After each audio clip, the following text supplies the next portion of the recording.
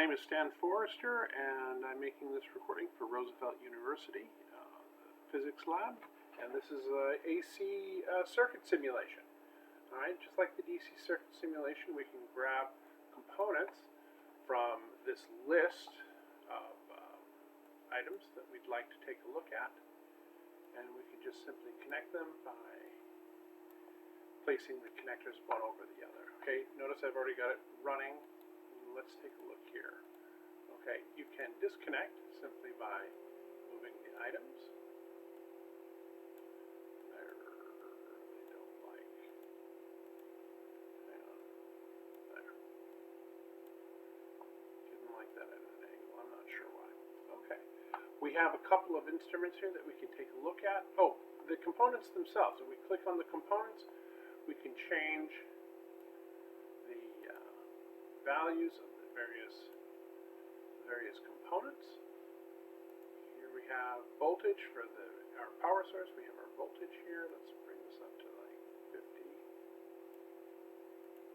Okay, something nice and round. Let's bring this up to like 1 hertz. There we go, 1 hertz, and no phase shift. All right, so we can see that we have current going back and forth. We can see the light bulb is flashing during the high current portions. Let's take a look at our voltage here. All right, let's take either side of our AC power source. We have to adjust this a little bit. And indeed, this is oscillating between plus and minus 50 volts. Let's go ahead and let's take a look at this at a different point.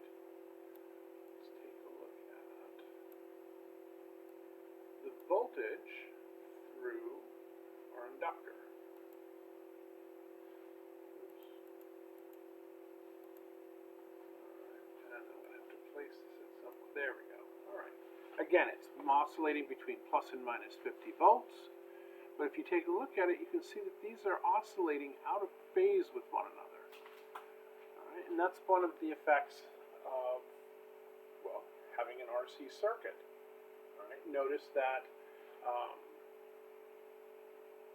while the total loop, the total voltage changes around the loop is going to be 0, that at different phases, different amounts of energy are going to be stored in the magnetic field within the inductor, and different amounts of energy are going to be stored within the electric field within the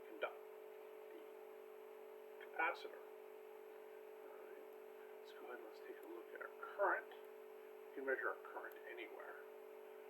All right, and this is sort of oscillating between plus and minus 1 amp. Let's go ahead and let's see what the effective frequency is.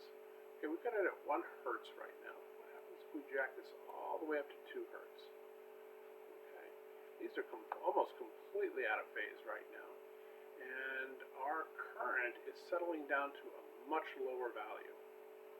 All right, so there's a profound effect on the current and a profound effect on the phase of the voltage in these two components. Let's go ahead and take a look here. Let's slow this way down. Okay, so we're less concerned with this here, in part because it's really difficult to pay attention long enough to see the difference here. Okay, but these are very close to being in phase. One is trailing just slightly behind the other. But if we take a look at our current here, current has skyrocketed. So let's go ahead and let's change. Let's see. There we go. Alright. Before it was between plus and minus 1 amp. And we're oscillating here, it looks like plus and minus 5 amps. Alright. Now, you'd probably like to play with resonant frequency, but I'd invite you to take a look at your ranges of capacitance and inductance, and you can see for yourself that given the range of frequency, you're not going to get very close to the resonant frequency. But we can still demonstrate quite a number of the circuit principles of AC circuits with just these components here. All right. If you have any questions on how to do the lab, let me know, and I'll do my best to give you a hand. Okay.